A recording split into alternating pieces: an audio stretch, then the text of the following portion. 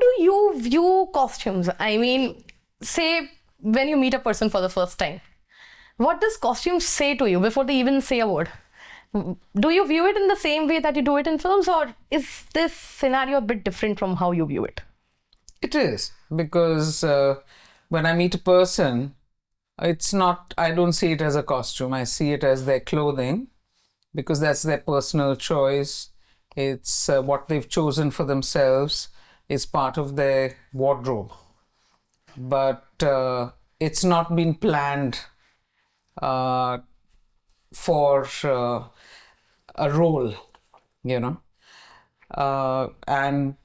While when you work and plan costumes for a character who has a particular back history, is creating, is part of a storytelling process, you plan a particular look for that character, and you study the back history of that character based on the story given to you, and you study the graph of the story and where that character is going in the storytelling.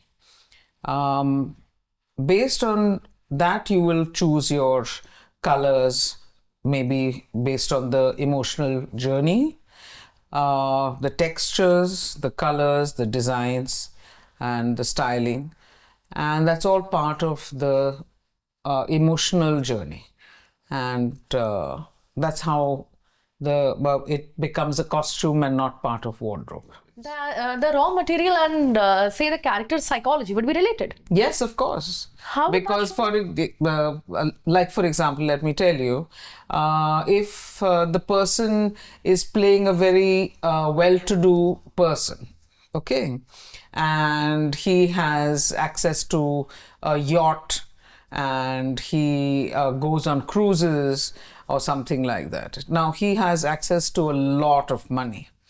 So he is bound to wear a certain quality of clothing, and he'll be highly sophisticated, let us assume, okay, this character, whoever he is.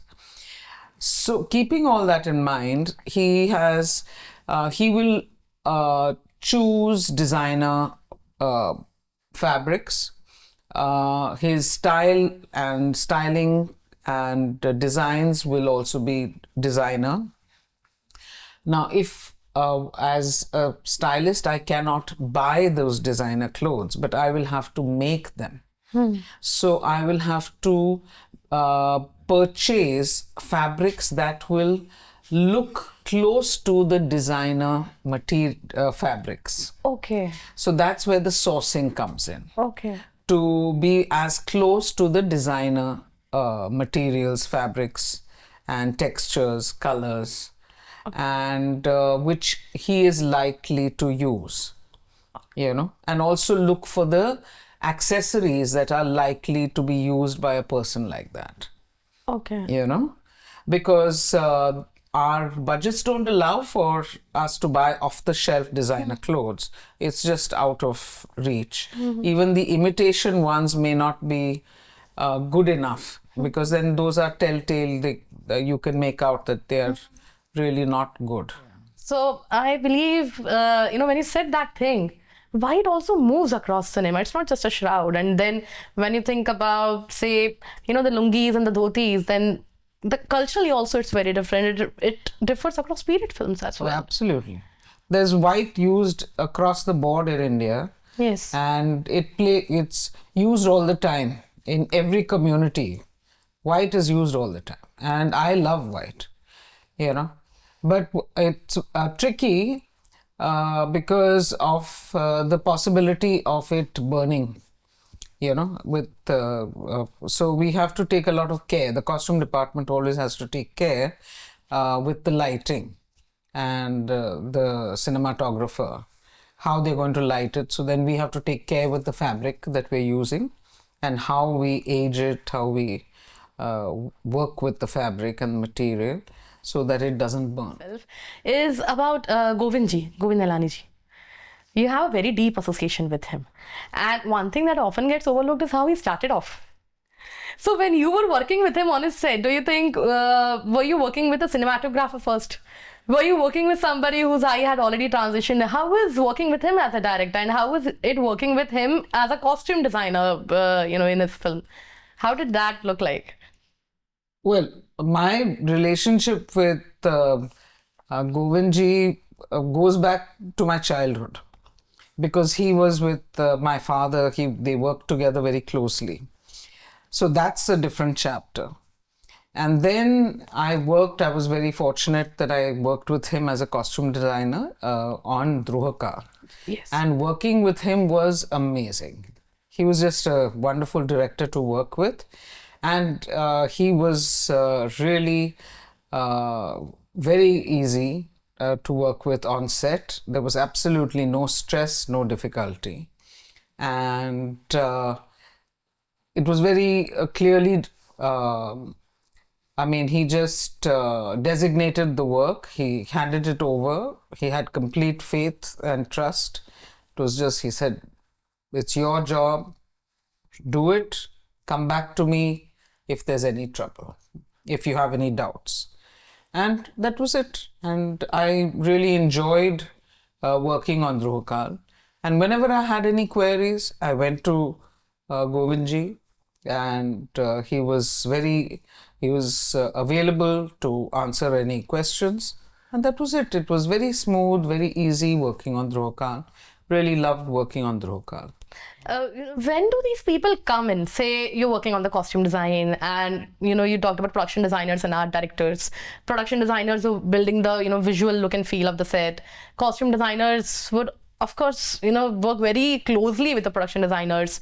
When do these people come in, and how much of that collaboration actually takes place before an actor actually sets one foot on the set? How does that work out? How is that entire space built?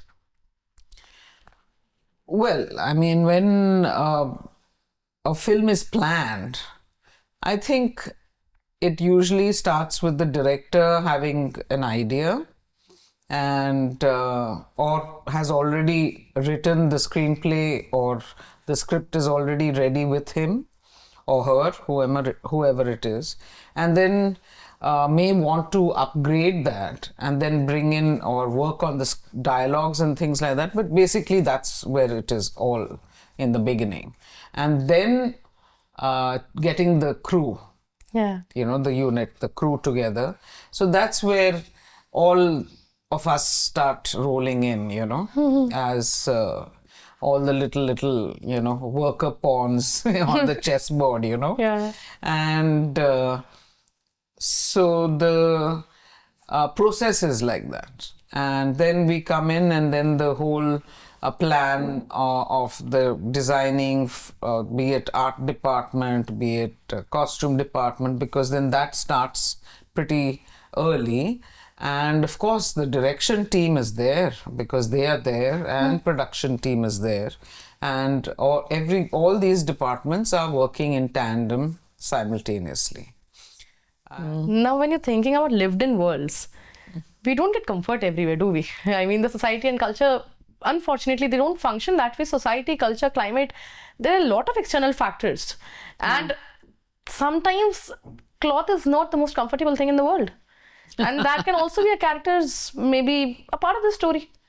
So has that ever happened? Have you ever negotiated with something like that? Sure. Because one has to. Because like you said, clothing is second skin. Yeah. For me, I consider clothing second skin. Without that, we would be walking, the whole world would be raw. Yeah, true. Like newborn babies. Now, why do people repeat their clothes? Yes. In a film or a series? I like my characters to repeat their costumes. I do prefer, because then it looks real. Yeah. For me. I don't like it, personally I don't like it when actors have fresh costumes in every sequence. Because it's unreal. Yeah. And then when I think about this particular character that Manoj Bajpayee ji played in Aligarh, now that's a massive, same arc sort of a thing in the costume when we're talking about this. So, ma'am, it would be very easy for this particular man, provided the time period and everything. I think most men, when we're talking about this particular time period and the scenario, they would get to their homes and change into their lungis. But this person stays in the same institutional uniform, right? And he's repeating it over and over and over again. One thing that I was wondering is, when you think about a character like that, how do you then differentiate between, say, neglect or something like emotional vulnerability or emotional abandonment even? Do you think about that when you design costumes? I do. And for Aligarh, I paid a lot of attention to that. Okay. In terms of his sense of being alone, Yeah. and being let down by the system, by the college, and he's gradually withdrawing, so which you feel very deeply in that film. Yeah. And I tried to show that in the costumes. And with the colors and the fact that he remains in those clothes and the kind of sweaters that he wore, and he's the head of the Marathi department, and language department, and how he has to wear suits because he's a professor, and he kind of withdraws and goes into a shell, and there's a deep sense of abandonment, and he feels how awful is that when you feel your best friend and people who you relied on in the institute are turning their backs on you. Yes. That's really awful. So that comes into play. I mean, Well Done Abba, there was all of them. I mean, I just had a ball. And there was Ravi Jhankal in one of them, and I think he was playing the eunuch, and he came on set, and being a man, he got into costume and he said that, okay, I'm ready. And then suddenly I saw his arms full of hair. He was wearing a blouse, but he had hair on his chest and his belly. And I said, Ravi, ये कैसा चलेगा? So he said, क्यों? मैं तो costume में हूँ. So I said, नहीं जमेगा. चलो, let us get you waxed. So he said, don't be ridiculous. मैंने कभी नहीं किया. मैं shave करूँगा. So I said, see, if you do this, you'll be shaving 4 times a day. You're going to have a shadow. So it's not possible. Let's do waxing. So he said, okay, chalo, let's do it. So we waxed him. Poor man. First time. Imagine a man getting waxed for the first time. He was in pain. It was excruciating with long hair. Yeah. And then he came back to me. He said, Pia, what's wrong with women?